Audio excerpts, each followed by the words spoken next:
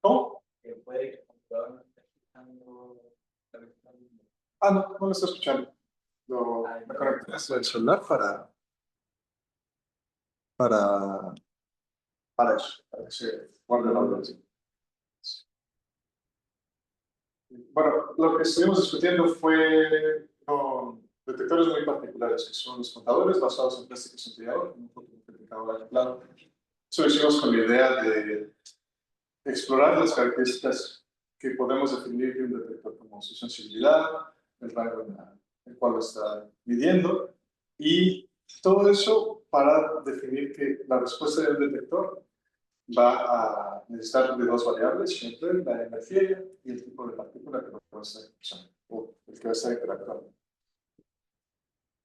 Ahora, esta interacción siempre se va a traducir en lo que vemos del lado derecho, que es su impulso, y nuestra electrónica está encargada de hacer esa adquisición o producir ese pulso lo más alejado de la línea de base, que es lo que se ve aquí como una línea horizontal, este de aquí, de tal forma que podamos distinguir cuando tenemos una corriente correspondiente a una señal. Eso es lo que buscamos hacer con nuestra electrónica, ser capaces de extraer la información que queremos medir. Comentamos diferentes métodos para poder hacerlo una vez que la señal está adquirida. Una tiene que ver con el ancho del pulso, su magnitud o el valor máximo del pulso, y cómo es que podíamos hacer ajustes en diferentes regiones para extender la región de trabajo de los detectores. Comentamos que en algún momento estos pulsos que son análogos se van a cambiar por pulsos digitales que solamente tienen un apagado y un encendido, dos niveles. Y eso nos ayuda a hacer la transmisión y el análisis de estas señales de manera más fácil y económica. Y bueno, ahí hay una recta en color verde en la región donde podríamos trabajar y hacer un ajuste a partir del ancho del pulso y el máximo que estaría relacionado con la energía que se deposita en el material, y eso a su vez con la energía con la que la partícula está dando.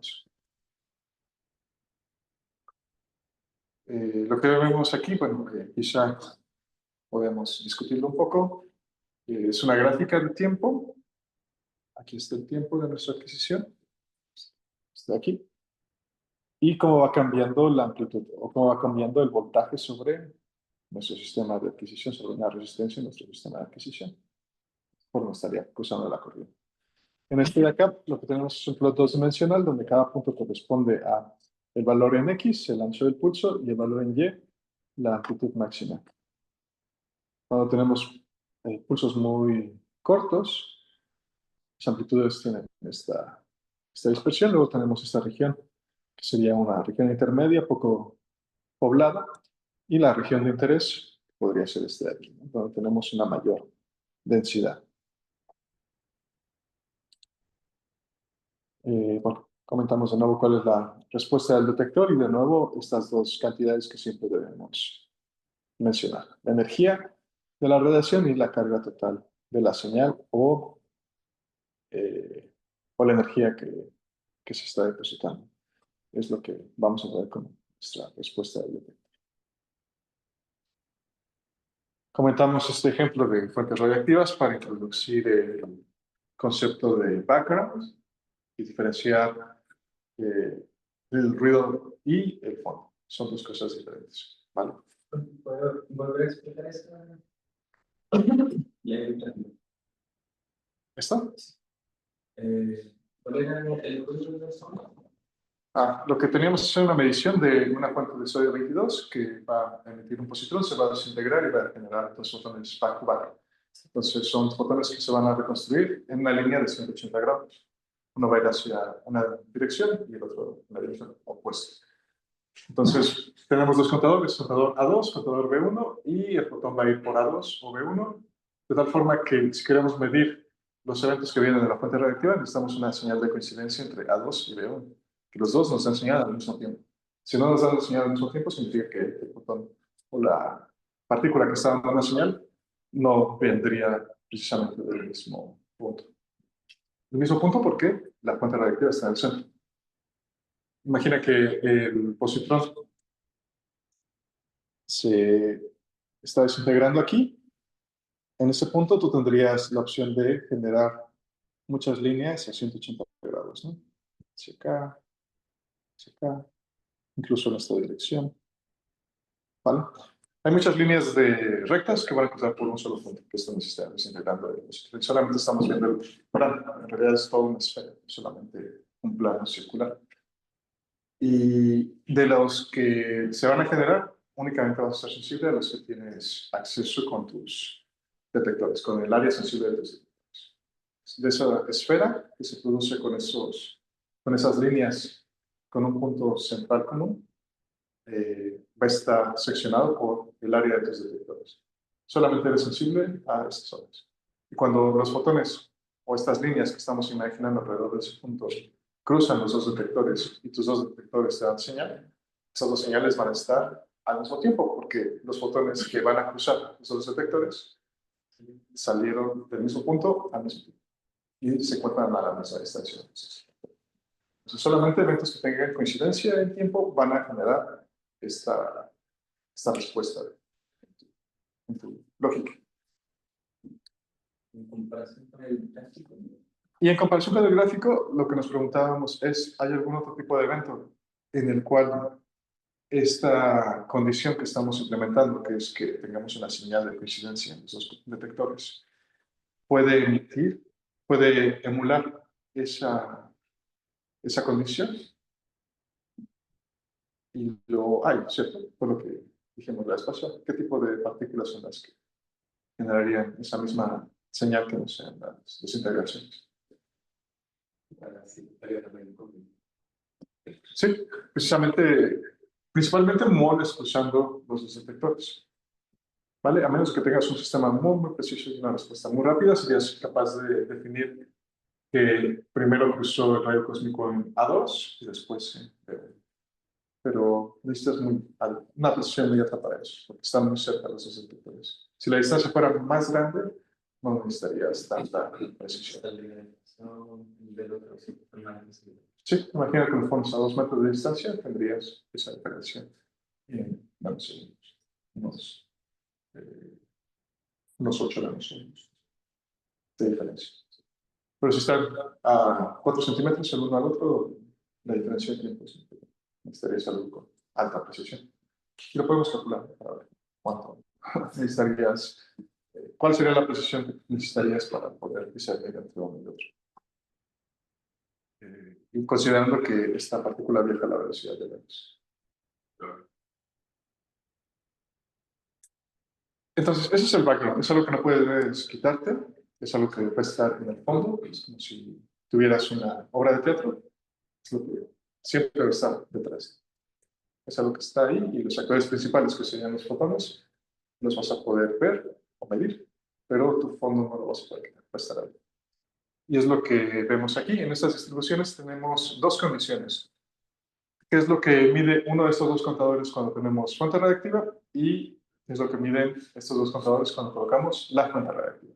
Son esas dos condiciones. En magenta está con fuente radiactiva, que es dos fuentes de señales, dos fuentes de partículas. Y en azul, sin la fuente radiactiva. Lo único que estaríamos midiendo sería el background, que serían los rayos cósmicos que están cruzando al detector. Ahí están. En azul, data without la fuente radiactiva.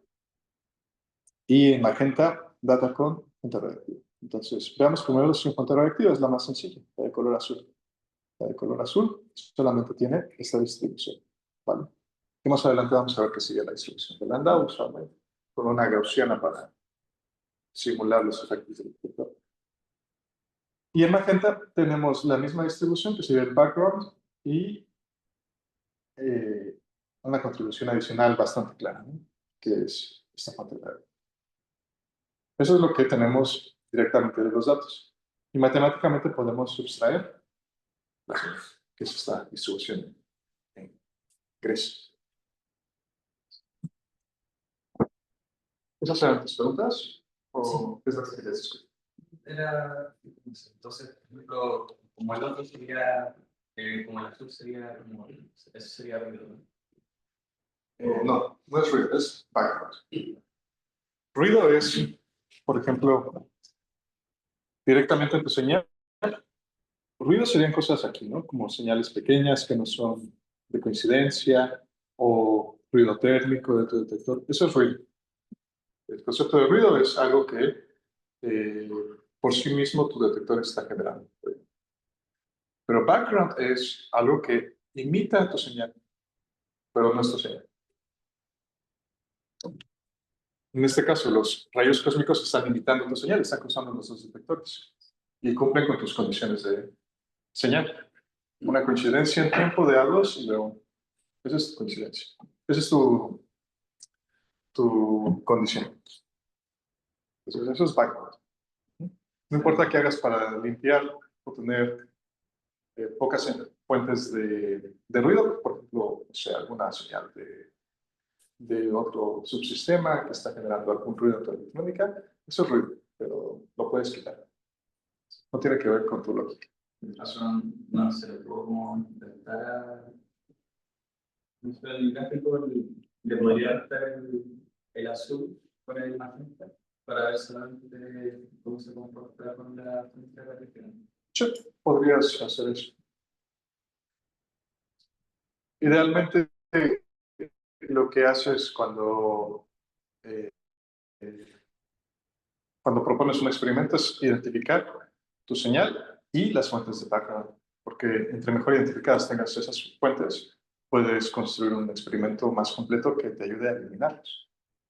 O sea, si yo tuviese, además de estos detectores, por ejemplo, un tercero, hasta arriba, y entre A2 y ese detector hasta arriba, un bloque de plomo que sea capaz de absorber un fotón a 511 kiloelectronvolts, el que esté arriba no va a ser sensible a esos fotones. Entonces, si yo pido que además el detector de aquí arriba no tenga señal, yo estaría limpiando los moles que están cruzando los tres detectores, ¿no? Porque en ese caso yo sí tuviese señal en interno. Es como una versión mejorada de este mismo experimento. Y así yo empiezo a eliminar el background sin necesidad de un análisis. Simplemente lo estoy quitando con... Sí, sí, sí. Este mismo como idea es lo que hace NA64, ¿sabes? Como tener muchos módulos, submódulos, que sean capaces de medir absolutamente todo lo que está sucediendo y tratar de ir eliminando para poder encontrar efectivamente el evento que yo estoy buscando. Es lo que hace LA64 y es lo que hacen todos los experimentos. Es lo que intentan todos los experimentos. Tienen su canal dorado, ¿ya? O su objetivo principal. Yo quiero hacer un experimento para medir esto. Y para hacerlo, debo construir todo este detector porque la señal de lo que quiero medir es esta de aquí y las fuentes de background son estas. Entonces, para eliminar esas fuentes de background, yo voy a hacer esto, esto y esto. Quizá esta fuente de background no la puedo eliminar, pero yo puedo discernirla haciendo este análisis, ¿no? Hay fuentes que, o sea, en este ejemplo es muy sencillo eliminarla, pero hay veces en las cuales no es posible. Y en ese caso, simplemente debes definir algún método para eliminar ese patrón, ¿no? Por ejemplo, que la respuesta de tu detector sea distinta a dos tipos de partículas es una manera de distinguir.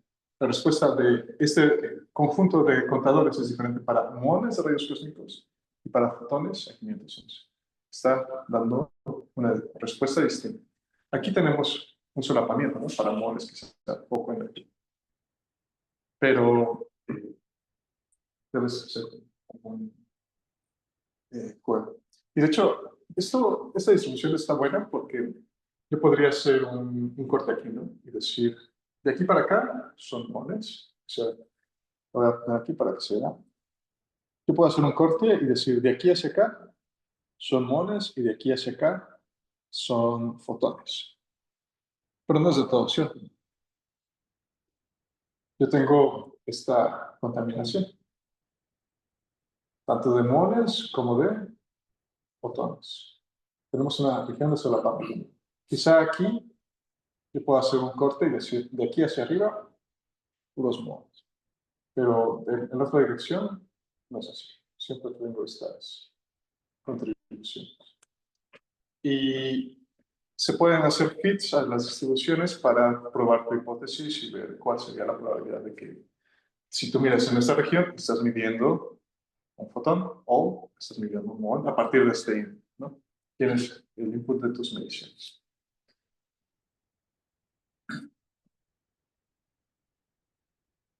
Bien. Y bueno, otra cosa que les comenté es cómo se define la resolución con la que se miden fotones utilizando esta fórmula, ¿no? Es el ancho del pulso a la mitad, el ancho de la distribución a la mitad entre la mitad.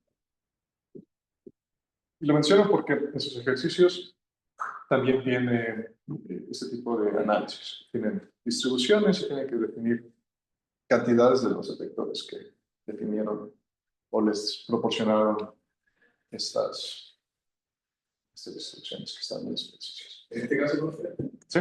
por cómo se define ahí está porcentualmente. Eso quiere decir que de una cierta cantidad, el 22%, 22 más o menos 6, son los que yo soy capaz de detectar.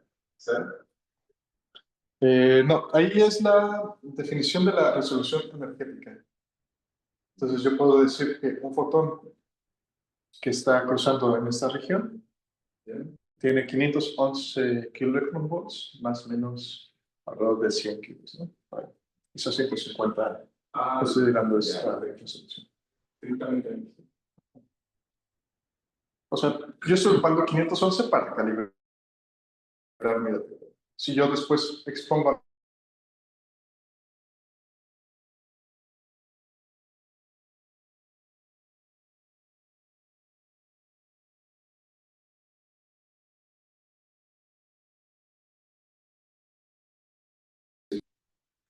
si tienen menos energía, usualmente la resolución empeora y puede ser del 30%. Por eso es lo que quiero decir eso.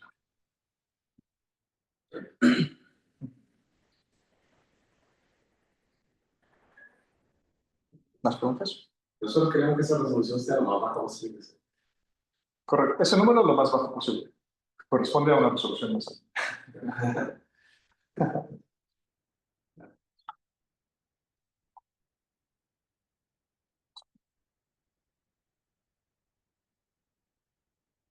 Y bueno, aquí algo que no mencioné la vez pasada, o quizá lo hice, no me acuerdo, es esto, ¿no? Entradas por minuto.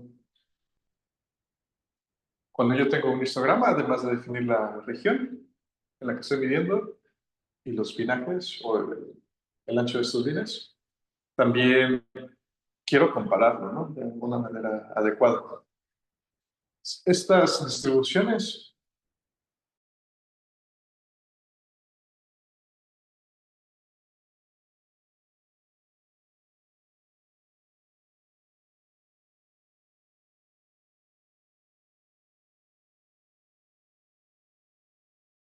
que el número de moles que van a estar cruzando al detector es relativamente constante en el tiempo y el número de partículas, el número de fotones que van a venir del detector de Jeffrey es constante relativamente en el tiempo. No sé si yo tengo una medición de tiempo no tan prolongada de años. Entonces, esas son dos constantes, pero si yo extiendo el tiempo de medición a 2 horas para el caso de la distribución azul y para el caso de la distribución en magenta, solo lo hago para 1 hora, esta de aquí va a estar a la mitad, ¿no? La región del paco. Pero este de aquí yo no sabría con cuál es la relación. Entonces es importante que yo mantenga las condiciones de medición fijas. Si yo medí 2 horas y media para identificar el background y un poco menos para tener esta señal, debo normalizar por este tipo de medición porque si no, no podríamos construir esta distribución de color de esta manera adecuada. O identificar, ¿no? Si hubiesen más fuentes de background, quizá esto se vería más arriba y no lo entendería. Por eso es importante normalizar respecto al tiempo aquí fue algo.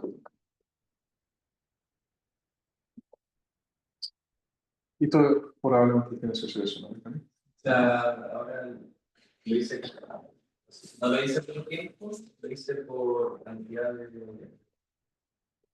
cuentas. Ujú. Pero, por ejemplo, en tu detector de dados, estás evaluando la eficiencia, puedes evaluar la eficiencia del detector, considerando para la misma fuente radiactiva cuánto le lleva generar una muestra de 10.000. Si con 5 capas le lleva 2 minutos y con 8 capas le lleva 1.30, 1 minuto con 30 segundos, puedes evaluar cómo va mejorando. La fuente radiactiva también, las partículas tienen la misma energía y las mediciones son una tras otra. Las condiciones son básicamente las mismas. Y sea en utilidad, pero no en tiempo. Se me dice con la Pero podrías. de hecho, lo tengo que Ahí está como tu factor de normalización.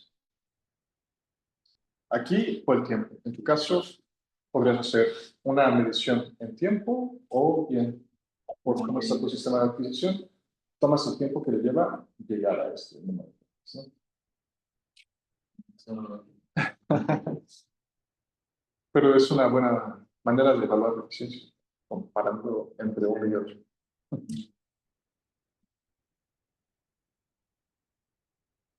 Y esto no lo discutimos, que es esta parte que me estás preguntando acerca de la resolución en la energía. Tenemos la definición que tiene que ver con el cociente del ancho a la mitad del pulso. Este es FWHM, full width half maximum. Es el máximo entre 2 y la medida de esta cantidad. Esta H. Así definimos la resolución. Y del lado derecho tenemos dos ejemplos, ¿no? Como se ve, algo que tiene una buena resolución y algo que tiene mala resolución. ¿Por qué tiene mala resolución? Porque para mí, esta de baja resolución me va a dar respuestas similares para algo que tenga este valor o algo que tenga este valor. ¿Vale? Ok. Bueno, ahí ya hay algo que discutimos en la clase, que significa DNDH, que es... ujú. Y full width half maximum.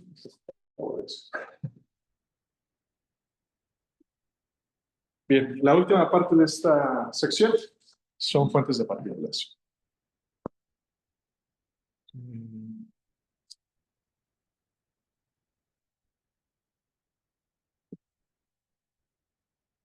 un segundo. Nos vamos a quedar sin audio.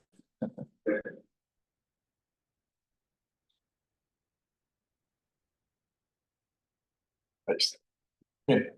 Entonces, fuentes de partículas es una sección bastante corta, donde solamente consideramos lo que ya hablamos sobre el background, que son rayos cósmicos. Los rayos cósmicos se producen principalmente por protones. Esa es la partícula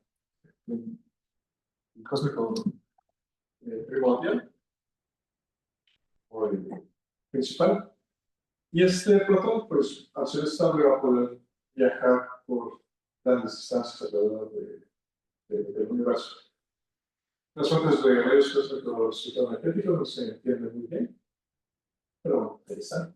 Llegan a la atmósfera, chocan y generan este tipo de colisiones. Para entender cómo se generan estas colisiones, pueden generarse experimentos que usualmente utilizan fotones de baja energía. Y recientemente, en este año, con CERN, se empezaron a hacer también colisiones con elementos más ligeros, como oxígeno, con el agua, para entender cómo es que esos átomos cambian su sección orbital.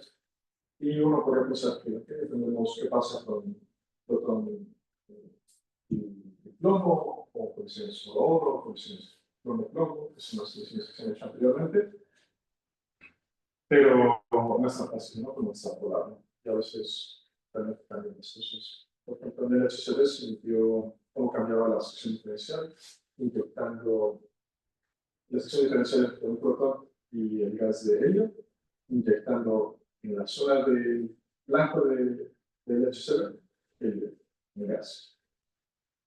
Se midió la cross-section y daba un factor de dos receptores en la nariz. Y eso realmente cambiaba muchas observaciones astronómicas. Porque hay mucho.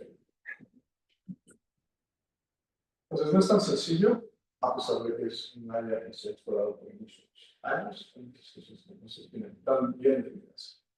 Y parte de los experimentos que tratan de entender cómo se generan los estereoscópicos y su extensión son experimentos como Oyer, que se lo dirigió, que se acaba de aprobar en Chile. Este tipo de experimentos tratan de cubrir áreas muy grandes de manera eficiente, de tal forma que el cono que se va a generar desde este punto a la superficie se pueda cubrir. ¿Vale? Entre mayor momento se transfiera en la primera interacción, el cono va a estar como bien focalizado.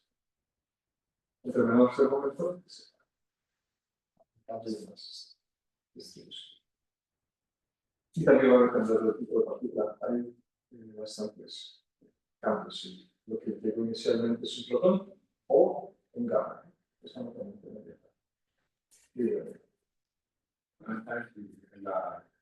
la observación astronómica de Hacia un está monetaria. Justo eso les iba a preguntar, ¿qué otra partícula? Sin dejar solo sobre ¿Qué queda en el mar? Baikal, está el experimento de lago de Baikal, Ice Cube, está son tres módulos. Uno se llama Orca, Arca y pero está por ese lado.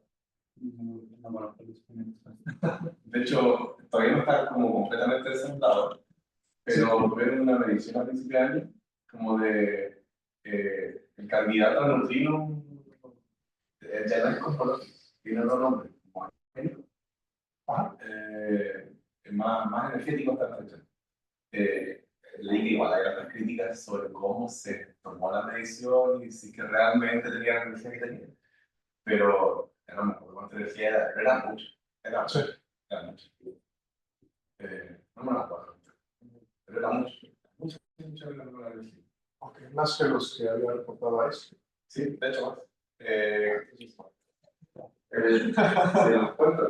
Suena difícil de creer. Depende de cuánto tiempo haya medido. Pero porque es que alguien ha medido por años, ¿no? Y apenas. De hecho, esa era una de las críticas. La primera crítica era de cómo se estaba haciendo la reconstrucción, de que si que esto sucedió realmente, dentro de los próximos años deberíamos ver más. Sí. Y era, no sé, ahí sí que está en el orden de 1 o 2, no sé si. No me acuerdo cuál era. 1 o 2 sobre El orden de 10. Cosmogenic, Genic, Neutrino, aquí me sale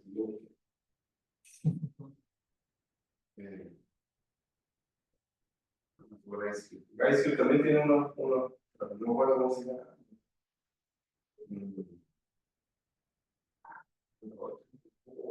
Pero era así como si había sido. ¿Cuál es el más alto de Ice Cube? No está enteramente por el más alto que es. ¿Cómo? El más alto de Ice Cube no está en Electron. El más alto que tiene Electron. Ah, sí, está en Electron. Siempre es. Este otro, creo que es.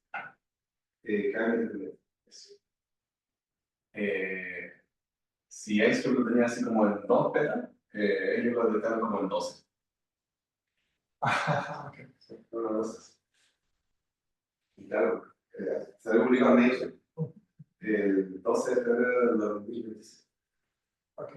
Y ¿dónde está? Era más. 120 petas. Sí. Esa era la negativa. La verdad, estaba prácticamente. Ese Yo lo tomaría con consenso. se supone que es como la respuesta de toda la comunidad científica, así como Porque hay pocos eventos tecnológicos con tanta energía a los cuales la Tierra puede acceder. Y además, la probabilidad de que un neutrino interactúe es tan baja que eso disminuye la probabilidad de que Está con el una medición. Sí, ahí estamos viendo su chévere de la partícula. supuestamente es un muón derivado de un neutrino. Ajá. Ahí tiene que estar el tipo de recortar. Pero recortada de verdad.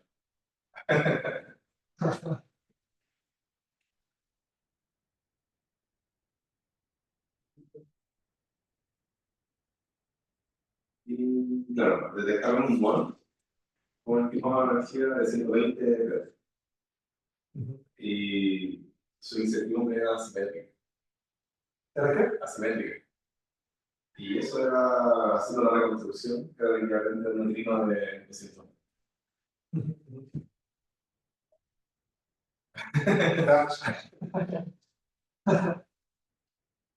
Seremos firmas. Muy interesante. Sí, sí, claro. No voy a hacer lo mismo que los telescopios, la misma idea, o en la red, para poder ver solamente tridimensional. El telescopio podríamos decir que es una capa multidimensional entre lo como hacia la región. Es distinto porque ahí utilizan largos para aumentar la materia que puede interactuar. Para crear luz. Por ejemplo, en la ESO igual, el material que vas a utilizar para que interactúen las partículas es el hielo. Y sobre ese hielo se va a propagar la partícula cargada y generar luz de Schoenberg. Pero eso del hielo lo que tiene es partículas que van a estar viajando en el aire y lo que vas a medir con tus detectores de agua de Schoenberg es la población de las partículas en diferentes posiciones.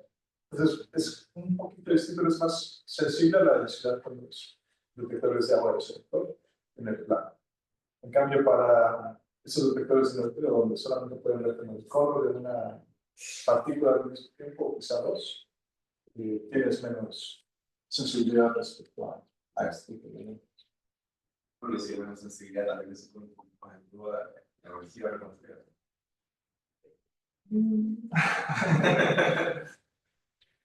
Es algo que a mí me gustaría ver una experiencia. Sí, sí. Porque entender un detector lleva muchos años. Se listo grabado.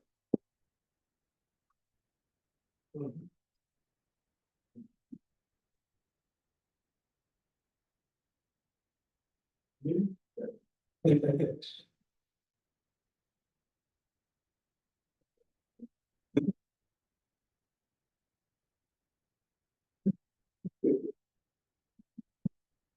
Bueno, una cantidad que es buena tener en mente es cuántos muones van a estar cruzando en promedio la superficie terrestre. En específico, tenemos alrededor de una partícula por cada centímetro cuadrado por minuto. Entonces, si quisieran hacer una calibración, podrían esperar en un detector de 60 por 60 centímetros, un flujo de 60 partículas cada sí, un grado de 60 minutos.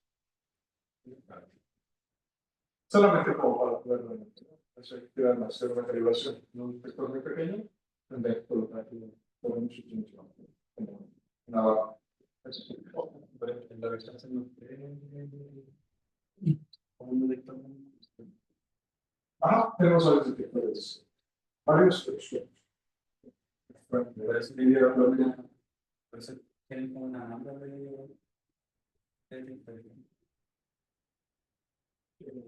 la. ¿Cuál de todas? ¿Las palas? La. Ah, esas las estamos calibrando con varios sonidos. Y las colocamos en todo el servidor para identificar un solo predicósito que está calibrando. Porque estamos calibrando. Una vez que está calibrada, eso se puede colocar en el arreglo ortogonal, que son dos direcciones, y reconstruir en el cruce espacio.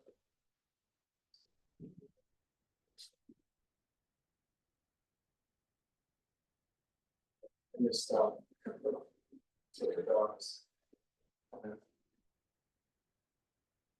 ahora, para pasar a la siguiente parte de partículas, que son las negativas, podemos ver este mapa nuclear, donde por un lado tenemos el número de neutrones y por el otro el número de protones.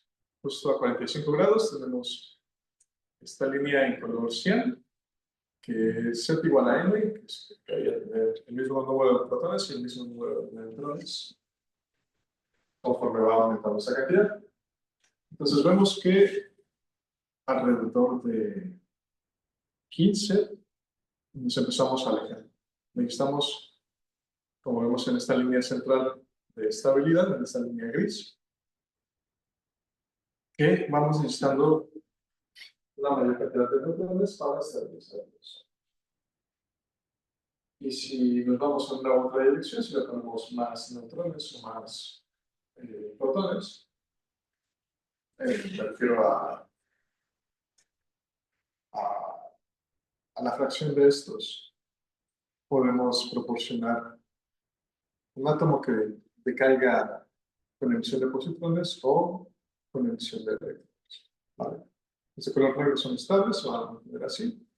Y si vamos más adelante, empezamos a generar elementos que van a emitir estos núcleos de helio. Y si vamos hasta acá arriba, se van a fusionar espontáneamente. Y esto que está aquí es el grial de los que hacen fisiología. Creo que es una isla de estabilidad. Pero hasta ahora no se ve eso. Entonces, construir un átomo artificial en esa región, de 184 por 102.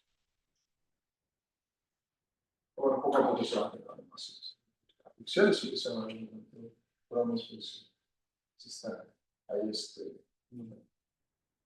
Y la manera en la que se acomodan bueno, esta isla de estabilidad tiene que ver con los modelos que existen para acomodar los sistemas de datos. Y bueno, hay modelos que sugieren que ahí se puede generar una región de estabilidad.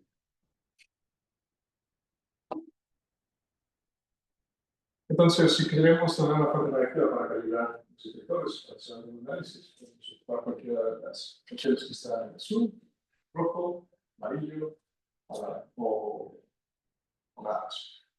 Porque, bueno, dependiendo de lo que queramos hacer, utilizaremos una otra cosa y cada uno tiene su facilidad para producirse en instalaciones nucleares como las de Check, que una de sus áreas es producir isótopos radioactivos tanto para física médica como para experimentos de física. Hay otras cosas que son de gratis, que requieren una gran instalación para su producción y después maneja, traslada. Una fuente, por ejemplo, de sodio puede estar de baja actividad, de algunos gris, puede costar al menos $5,000. ¿Sí? La línea negra que son las frontales, entre comillas, esos serían como los elementos de la tabla periódica. Sí, y después todos los otros serían los isótopos. Correcto.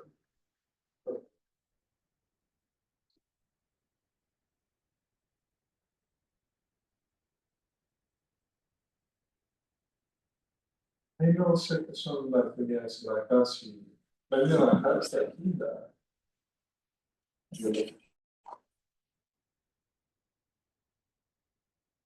yo será más. Por eso. No, revisar. No lo recuerdo.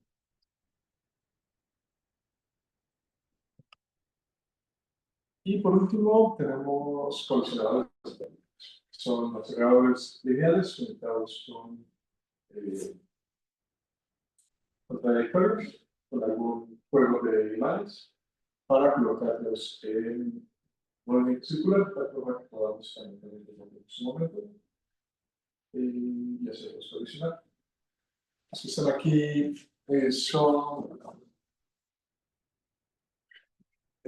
colisionadores que están construidos, en construcción, en fase de proyectos, y otros más que se utilizan para hacer calibración.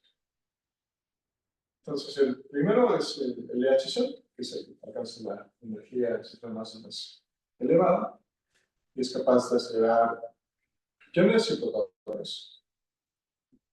Después está RIP, que es Relativistic Heavy Ion Collider, que puede también producir colisiones de iones, protones, pero además protones polarizados, que quiere decir que su spin está en la posición de una dirección.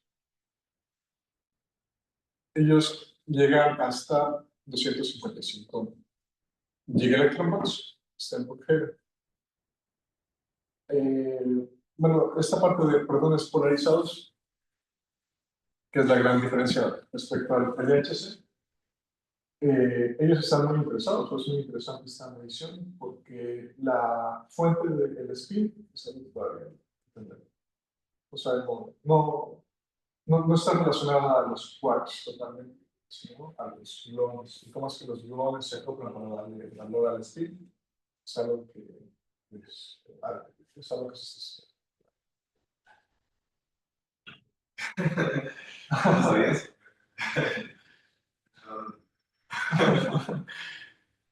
Es un like de la física.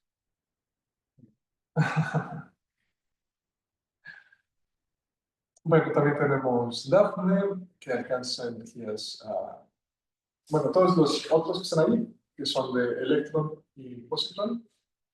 Está Daphne, Pepsi 2,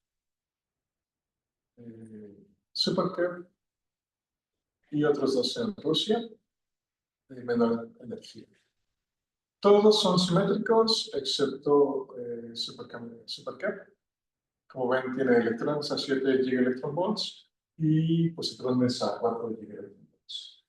Eso se refleja en los detectores, porque si el electrón va en esta dirección y el positrón va en la dirección opuesta, necesitas colocar una mayor cantidad de material sensible en la dirección en la que va el electrón, porque vas a necesitar contener esa energía, una mayor cantidad de energía respecto a positrón que viene en este lado. Entonces ahí lo primero que te das cuenta cuando ves un detector de este acelerador es que son asimétricos, no son como los de LHC, que son cilíndricos.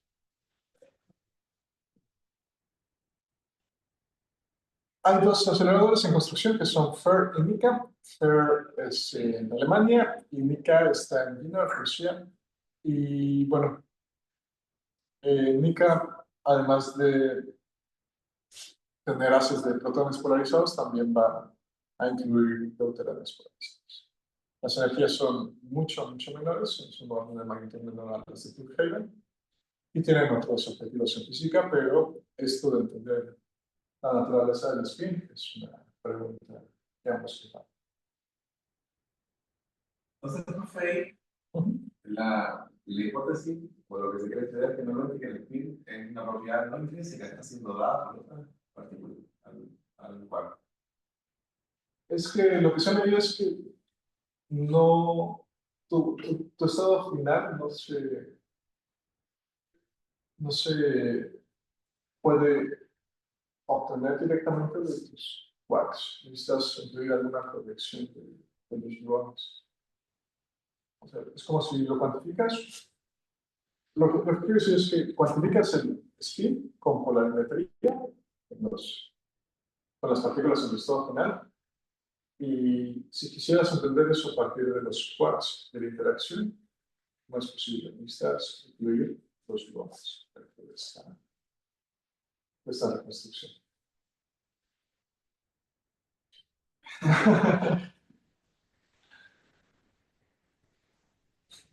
Se sucede. Sí.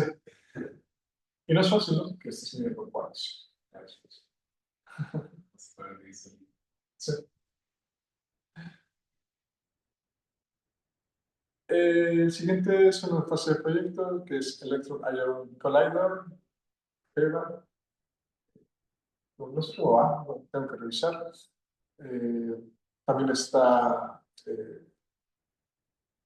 la nueva versión del HC y otros aceleradores como DESI, SPS y muchos Linux se utilizan para realizar pruebas de eso. DESI por muchos años hizo mediciones de QCD con haces de electrones y protones, de tal forma que pudiese interactuar con fotones, por ejemplo, hadrónico, y se empezó a entender un poco más como la estructura interna de los fotones. ¿Qué es QCD? Quantum Chromodynamics. Cuando tú estudias modelo estándar, estudias expandamente, obviamente, a qué nivel lo quieres estudiar, pero la concepción más simple del modelo estándar es a partir de simetrías. Y cada una de estas simetrías va a estar asociada a diferentes interacciones una vez que se rompe la simetría con el bosón de Higgs. Una de estas simetrías está relacionada con la parte magnética, otra simetría es U1, luego SU2, da 3 bosones, sería el W más, el W menos, etc. Son para mediar las interacciones débiles, y después tienes SU3 de color, y te da las interacciones con los gluones, y eso es lo que estudia QCD. Entre mayor sea este numerito de SU1, SU2, SU3, es más complicado el tratamiento matemático que tienes que dar. Y el más complicado en términos de tratamiento es la parte de los gluones que tiene que ver con QCD. Los gluones son los que van a dar estas interacciones fuertes, estas interacciones dentro del núcleo para esas interacciones dentro de los protones o de los neutrones para mantenerlos. Pero vaya, hay como muchas aproximaciones a esta. La primera aproximación la propone Ricardo con intercambios de iones, como el mediador, complicándose y llegar a la luz.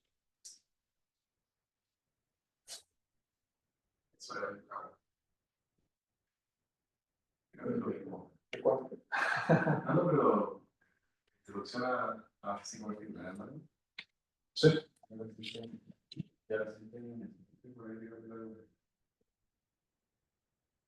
Vale, estas son las 3 fuentes de partículas.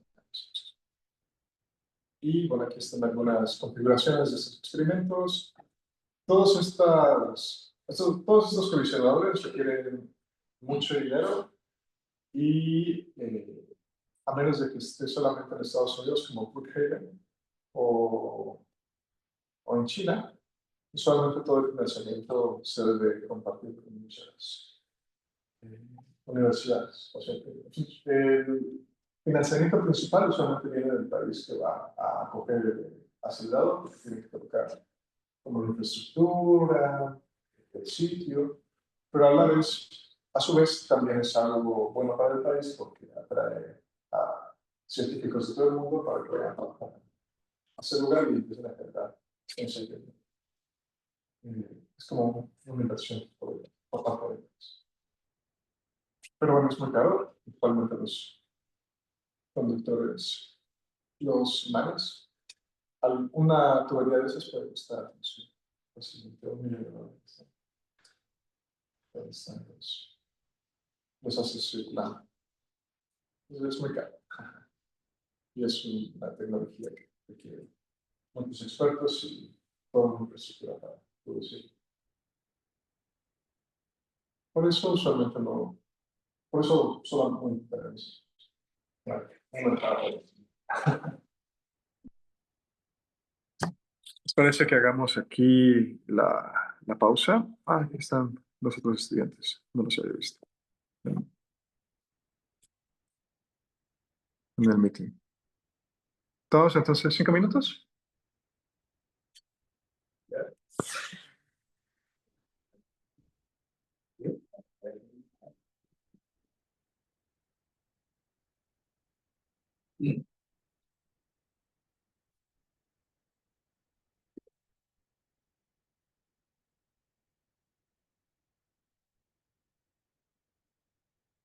Volvemos en 5.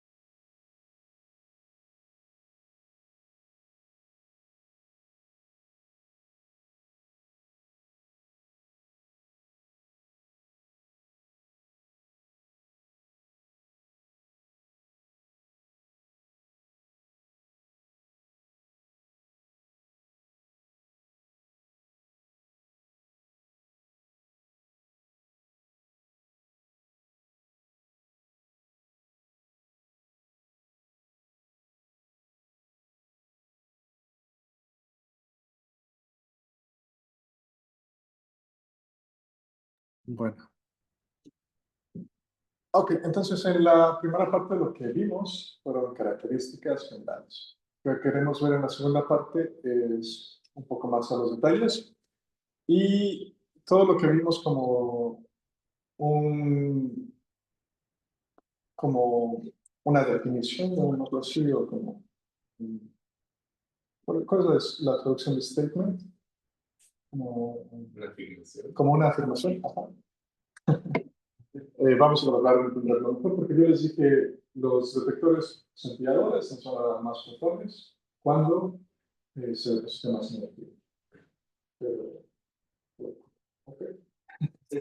Así es. Pero no. Hay modelos que tratan de explicar esto y es lo que vamos a ver en esta segunda sección, cómo es que estas partículas van a depositar energía. Y lo vamos a definir, lo vamos a dividir entre partículas pesadas, electrones, y después vamos a pasar al siguiente tipo de detector, que son calorimétros. ¿Cómo es que vamos a poder combinar lo que vimos en la primera parte con estas características para poder medir la energía de estas partículas? Un poco lo que les comentaba de esta simetría entre dos detectores, cuando un electrón va a 7 GeV y otro electrón va a 4 GeV. ¿Por qué es que se da esa simetría?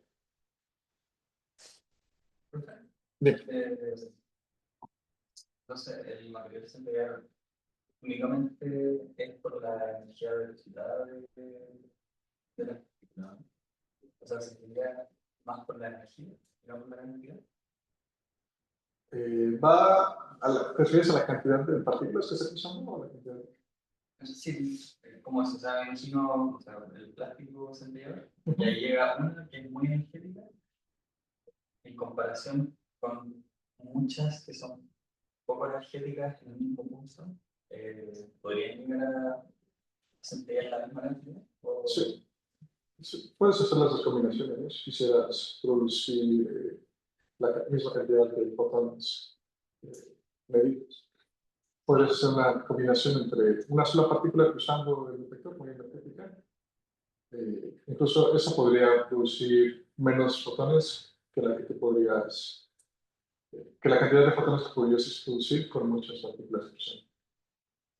Porque imagínalo como un cilindro, como cada partícula genera un cilindro en su trayectoria. Y ese cilindro es como una equipotencial, podría ser con todas las partículas ionizadas que van a generar fotones. Entonces, cada uno de esos cilindros es por donde la partícula ionizó el centellador, y cada uno de esos cilindros va a generar un flash de fotones. Entonces, tienes mayor posibilidad de tener más fotones con más partículas que son. Porque a pesar de que la partícula tenga mucha energía, va a llegar a un límite de fotones, de la cantidad de partículas que puede ionizar.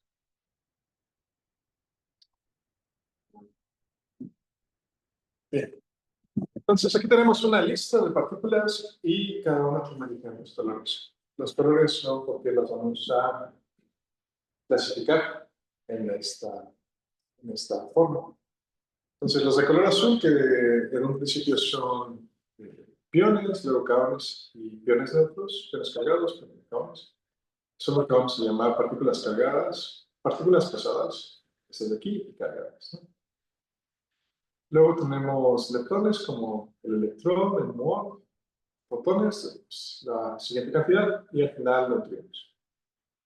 En general, para un calorímetro, los neutrinos no existen, porque no los vamos a poder medir. Sí existen cuando hacemos la reconstrucción, por ejemplo, conoces un canal donde se generan neutrinos.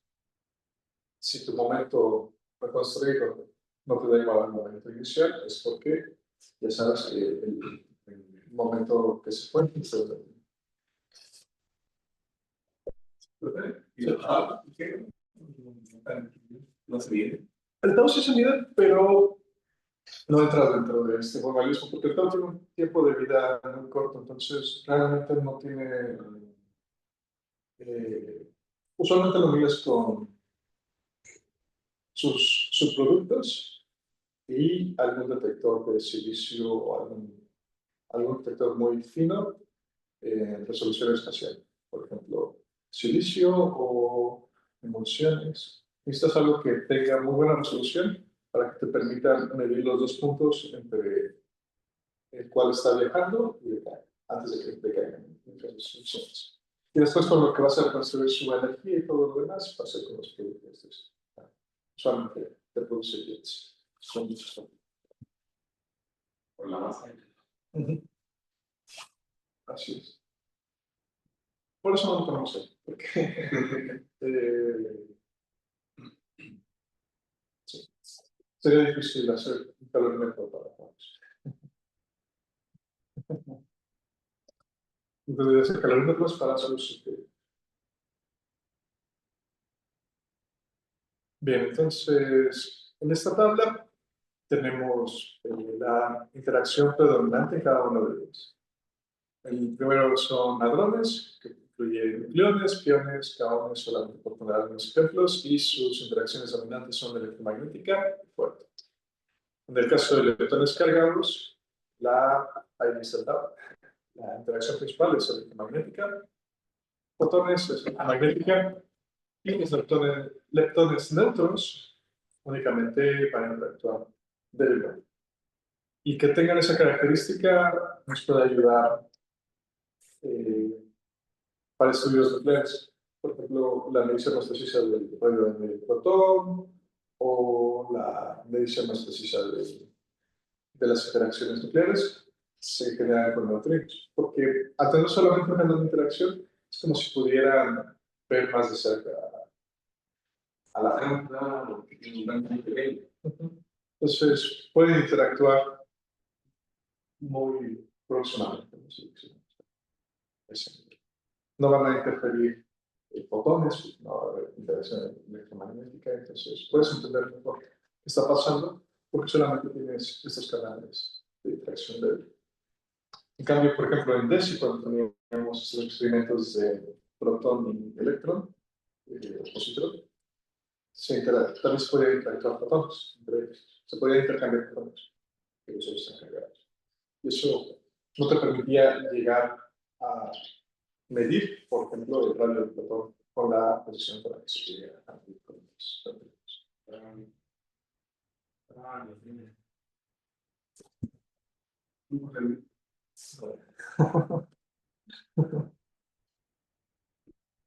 Bien, la ecuación de Rotherlock para partículas pesadas cargadas está dada aquí.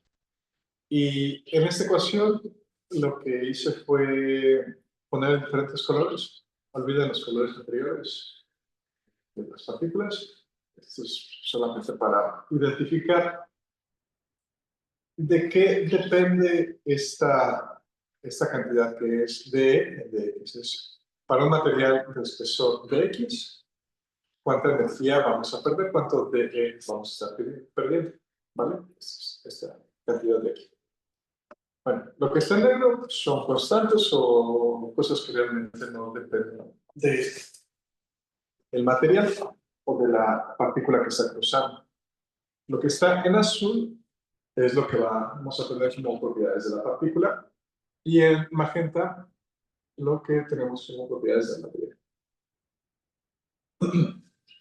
Entonces, por ejemplo, creo que la siguiente tiene todos los detalles de qué es cada una de estas cosas, pero si quiero ver lo de la carga esa es la carga de la partícula, ese es el número o la densidad de electrones del material, la constante de ionización del material. Lo que está en azul tiene que ver con cantidades naturalistas de la partícula que está cruzando este material de espesor de X, ¿vale?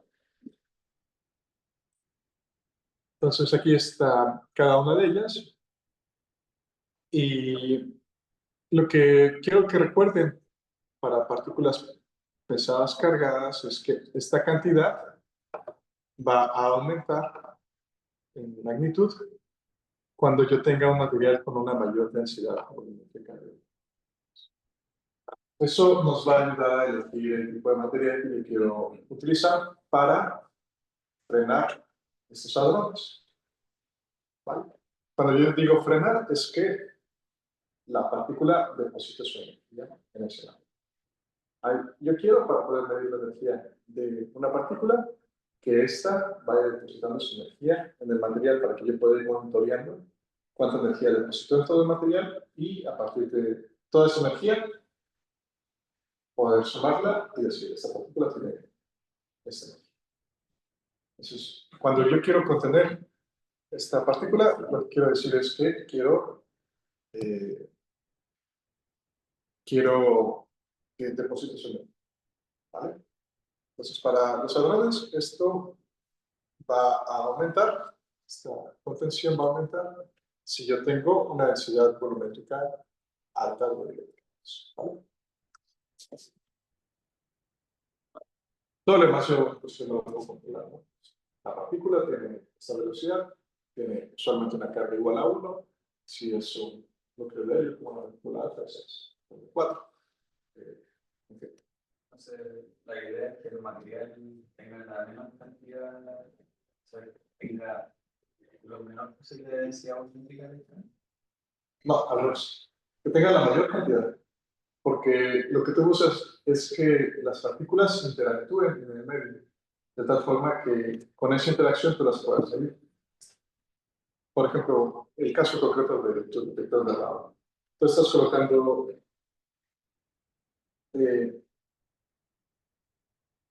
pintura centellador, capas de centellador.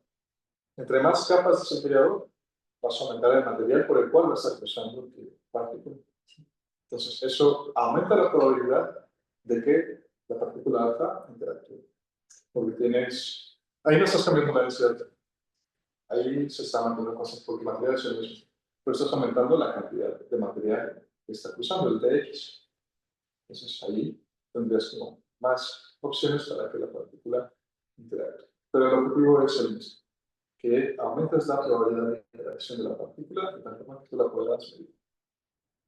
Y en base a eso, entonces la energía del ciudadano sería menor. ¿En qué caso? O sea, por ejemplo, con el caso de las capas de pintura,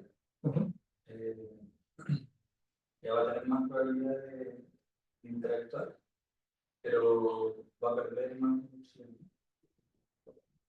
Sí, y tú tienes que eso pase, porque si la partícula pierde más energía en el material sensible, vas a estar produciendo lo que hace que ese material sea sensible. En tu caso es totalmente sensible. No lo está haciendo entera, lo va a hacer como la energía lumínica, por decirlo así. Como centella la luz. Vale, sí. Ahí lo que tú debes cuidar es que material que no es sensible, que podría ser algún recubrimiento, la ventana de un fotomultiplicador, por ejemplo, ese material que no es sensible debe tener la menor densidad volumétrica de electrones, porque como no vas a ser capaz de medir la energía que se está buscando ahí, no te interesa que eso tenga energía de densidad. Entonces, por ejemplo, en una partícula alfa, si tú tienes aluminio y la partícula alfa es absorbida ahí, quiere decir que la partícula alfa depositó toda su energía en este aluminio. Pero si la partícula alfa está cruzando tu material y deposita el 80% de su energía en tu material sensible, que es el desempillador, y el 20% en, no sé, la resina que utilizaste, estás haciendo esa conversión de energía a fotones relativamente eficiente, ¿no? Idealmente sería un 100%, que solamente en el material desempillador se esté depositando la energía. Ese es el caso real. Difícil de hacer.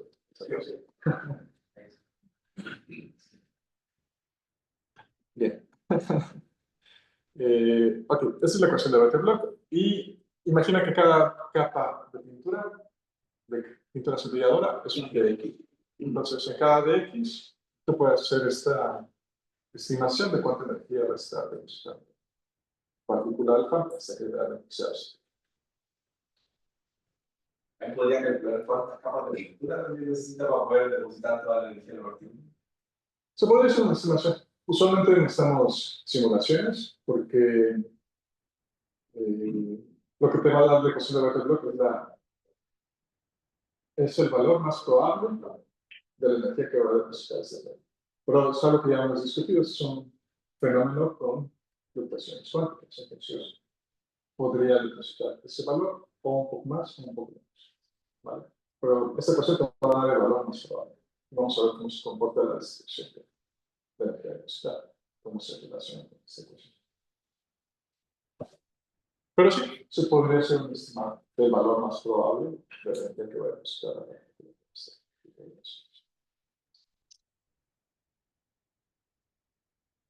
Bien, ahora aquí tenemos un ejemplo para piones, kaones y protones. Ponemos ahí la masa de cada uno de ellos. ¿Vale? Hay una tecnología que se llama Drift Chamber Momentum y Drift Chamber. Y lo que tenemos aquí es que para bajas energías esta ecuación en términos de las propiedades de la partícula que está cruzando el material se puede simplificar a 1 sobre beta al cuadrado, que es el tipo de formas que estamos viendo aquí, ¿no? O sea, yo estoy considerando que el detector es el mismo. Este NE y este I se van a mantener y solamente tengo el detector y van a estar cruzando las partículas en este. Y esto se puede utilizar para poder discernir entre piones, kaones y protones. Porque al depender de beta y no depender de su momento, este beta va a ser distinto para ellos cuando tengan diferente momento total. ¿Verdad? Beta es la velocidad de la partícula, su magnitud, entre la velocidad de la luz. Aquí no está la masa. Entonces, esto lo podemos ocupar como una propiedad para identificar diferentes partículas. Y vamos a fijar un momento, ¿vale? Vamos a tomar, por ejemplo, este de aquí.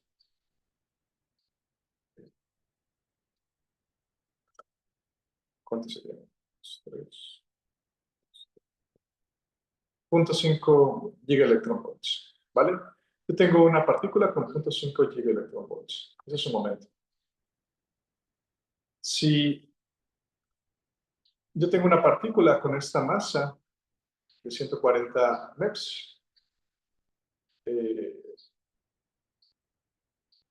yo llego a esta parte, ¿verdad? Yo estoy depositando muy poca energía. Pero si yo tengo esta partícula con una masa un poco más grande, yo estaría en esta parte de acá. Yo estoy depositando una mayor cantidad de partículas.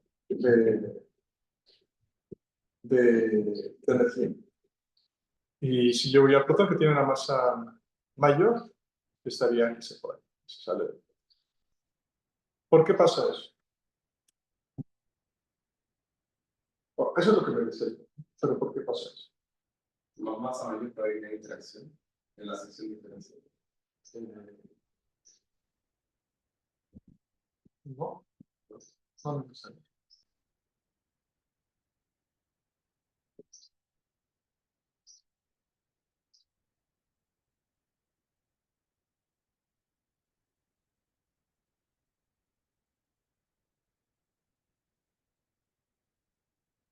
¿Por qué no depende de la masa? Si vamos a esta cuestión, aquí no está la masa de la partícula, ¿no? Entonces, depende de su velocidad. A ver, esto de aquí, simplemente, esto de aquí es cuánta energía voy a ser capaz de depositar en el detector de tamaño diferencial. Entre más energía yo deposite, entre más energía la partícula deposite, entre más energía la partícula esté depositando, la altura del pulso va a ser mayor. Eso es lo que habíamos supuesto al inicio de los detectores, ¿no? Entre más energía se deposita en el centrillador, más luz se va a generar y mayor corriente voy a estar. Esa es la altura, ¿vale? Entonces, entre más arriba esté, más energía se depositó. ¿Vale? Ahora, esta cantidad de energía depositada es inversamente proporcional a la velocidad toda. Entonces, si yo tengo algo que tiene más velocidad, va a depositar mayor o menor energía. Menor energía. Entonces, entre menor sea la velocidad, más ese cable está. Así es de nuevo. Tomemos el ejemplo de medio g de momento. ¿Vale? Todas las partículas tienen el mismo momento. Pion canónico. Eso no significa que tengan un beta igual. Entre mayor sea la masa, menor va a ser su velocidad. Porque tienen el mismo momento. Entonces, menor velocidad. Entonces, por eso yo tengo una altura mayor para el K1 que para el piano. Yo tengo más masa. Y pasa lo mismo para el otro. Yo tengo más masa, tengo mayor velocidad, va a depositar más. A pesar de que todos tengan el mismo valor. Entonces yo puedo ocupar esas dos variables y definir regiones donde yo tengo solo protones, solo kaunes, solo piones. ¿Dudas? ¿No? Bueno, y ahí viene un ejemplo de cómo podríamos hacer la estimación. Está electrón, pion, kaon, protón. Y vamos a ver cómo podemos calcular con esto el valor de beta. Podemos ir a esto con más detalle en la siguiente clase para poder como, terminar el tema y que quede un poco englobado. Pero bueno, aquí están las ecuaciones y pueden calcular directamente el beta de cada uno de ellos, ¿no? El beta más pequeño es el del protón, corresponde a una mayor energía de velocidad. Ok, ahora, este concepto lo voy a dejar para la siguiente clase porque quiero hacer bastante. Bueno, esto vamos a estar haciendo varios ejercicios, pero lo que quiero que veamos es esto, ¿no? Cómo se va a ver esta ecuación de Bethe-Bloch para los electrones, ¿no? Y aquí es simplemente para conceptualizar que vamos a tener dos tipos de calorímetros, unos calorímetros electromagnéticos para este tipo de partículas y calorímetros halógenos. Los calorímetros halógenos van a seguir este principio de mayor densidad de electrones, mientras que los calorímetros electromagnéticos van a ser distintos, ¿no? Aquí vemos que de nuevo la constante de ionización del material aparece, pero además tenemos Z y A. Aquí me van a interesar elementos muy densos. ¿Vale? Bueno, así vale. Por ejemplo, plomo y materiales del estilo. Porque yo quiero aumentar la cantidad, la probabilidad de que estas partículas interactúen. Entonces, esa es la diferencia principal entre los calorímetros electromagnéticos y los calorímetros halógenos. Los calorímetros halógenos son materiales relativamente baratos y van a estar creciendo. pero para los electromagnéticos tú vas a querer algo muy compacto y muy denso para producir estas cascadas electromagnéticas características de electrones construidos. Y bueno, van a haber diferentes regiones en las cuales estos leptones van a estar generando radiación. Y bueno, vamos a ir a los detalles de esto con más tiempo, en la siguiente actividad. Pero quiero que vean cómo va creciendo Z, ¿no? Por ejemplo, para el plomo, si yo tengo un detector de plomo, y como mi relación va como Z al cuadrado, este va a ser un número bastante grande, comparado con, por ejemplo, hidrocarbono, que sería mi plástico. Entonces, realmente crece mucho la cantidad de energía depositada entre más denso sean. Y bueno, para los fotones vamos a tener diferentes regiones, producción de pares, efecto fotoeléctrico y Compton, ¿no? Entonces, igual para los fotones vamos a tener otro tipo de detectores para medirlos. Diferentes secciones eficaces y bueno, tenemos detectores muy específicos para poder medir fotones muy eléctricos. Son cristales apoyados, como brilliance o lasers. Ok, bueno, eso lo vamos a ver en la siguiente clase, que es la configuración entre material activo y material centrifugador para monitoreo. Originalmente lo que tenemos aquí es una partícula, está cruzando el primer material de monitoreo, que sería, por ejemplo, un plástico centellador, y después una placa de material denso, por ejemplo, plomo. Luego, material centellador para monitorear cuánta energía se ha depositado aquí, plomo para aumentar la probabilidad de interacción de estas partículas. Cuánta energía se ha depositado aquí, y se va monitoreando a paso esto de acá. Es lo que tenemos en la construcción de un calorimetro, tanto electromagnético como halónico. La única diferencia es el material sensible. Para los halónicos vamos a ocupar acero o algo más económico que el plomo. Para los electromagnéticos, plomo, porque va a crecer su sección, su energía depositada como Z alfa. Esa es la configuración o la fotografía típica de cómo se encarga. El agrónico sería como muchísimo más marcado. Capas mucho más grandes. Sí. Pero bueno, eso es algo que vamos a discutir en la siguiente clase. También aquí podemos ver simulaciones, cómo se trabaja con los calorímetros, figuras muy generales de los experimentos, que siempre vamos a tener primero el calorímetro electromagnético y después el hadrónico. Son cosas que estábamos en la siguiente clase. ¿Vale? Ok, entonces podemos terminar. Vamos a el siguiente curso. Otra vez.